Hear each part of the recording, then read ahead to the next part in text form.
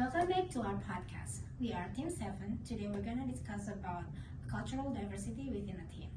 In today's age, where international team with cultural diversity is more common, and it has complex challenges because cultural diversity it can potentially benefit and also disrupt the team's performance. To have a high-performing team, it is essential to understand how does cultural impact the performance team. Based on World Value Survey, the cultural diversity is divided into 4 dimensions and also divided into 8 parts around the world.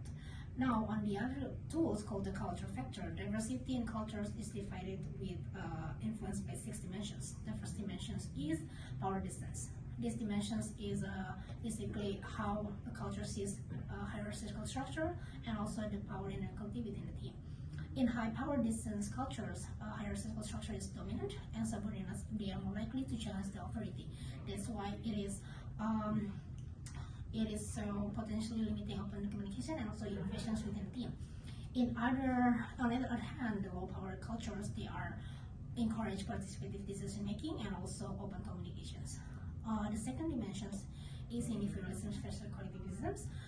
These dimensions describes how does a culture values individual goals or group goals. Now our team, we all came from different cultures and also came from different countries, from Chile, Japan, Indonesia, India, and also Peru. So the majority of us have the individual intermediate scores, but we did able to collaborate and also achieve both goals. Valuable culture significantly shape team performance by influencing interactions, decision making, and problem solving. For motivation, Japan has a score of 95, which emphasizes excellence in competition, while Chile has a score of 28, which prioritizes collaboration and stability. Balancing these approaches will foster productivity and harmony. In uncertainty avoidance, Japan, Chile, and Peru prefer structured processes, excelling in precise planning, and conversely, India and Indonesia thrive in flexible, ambiguous environments but require strong leadership for focus. Leveraging Japan's ambition, Chile's teamwork, and India's adaptability creates resilient, innovative, and high-performing teams. Next, long-term orientation. Cultures with high long-term orientation, such as Japan scoring at 100, prioritize long-term planning and perseverance. On the other hand, countries like Chile 12 and Peru 5 with low long-term orientation prioritize short-term results and immediate returns, which may lead to faster decision making. In fact, as a Japanese, I am surprised that their decision making is very fast. Indulgence. Cultures high in indulgence, such as Chile, scoring at 68, value enjoyment, personal freedom, and life satisfaction, which can lead to a more relaxed and innovative atmosphere. In contrast, low indulgence countries like India 26 and Japan 42 may show more restraint, focusing on discipline and team ethics, which could foster efficiency but limit creativity. So what can a team leader do to work with culture?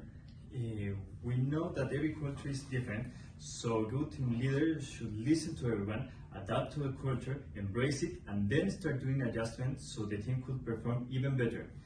Team leader also should give the opportunity to all members in his team to demonstrate their abilities.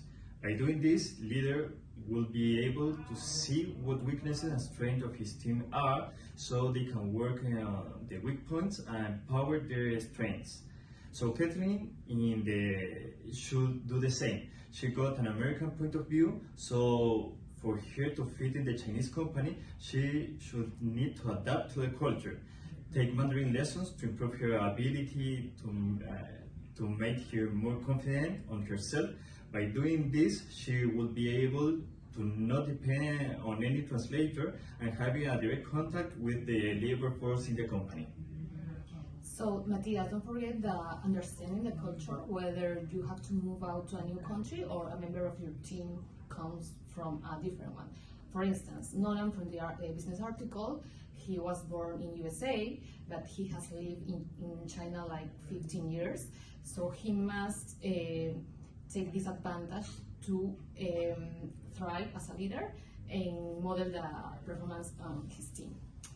Next, communication. I know we have covered these skills a lot, but as the World Value Service highlighted, the leadership styles and communication styles are changing. So leaders must be aware of this change and adapt it. And finally, intrinsic values. Those intrinsic motivation. We know that these motivations are powerful because they involve another skills like creativity and empathy. So a leader must identify this motivation within her team and explore it. Thank you so much. We did it! Oh, finally. Yeah. Why didn't you set this?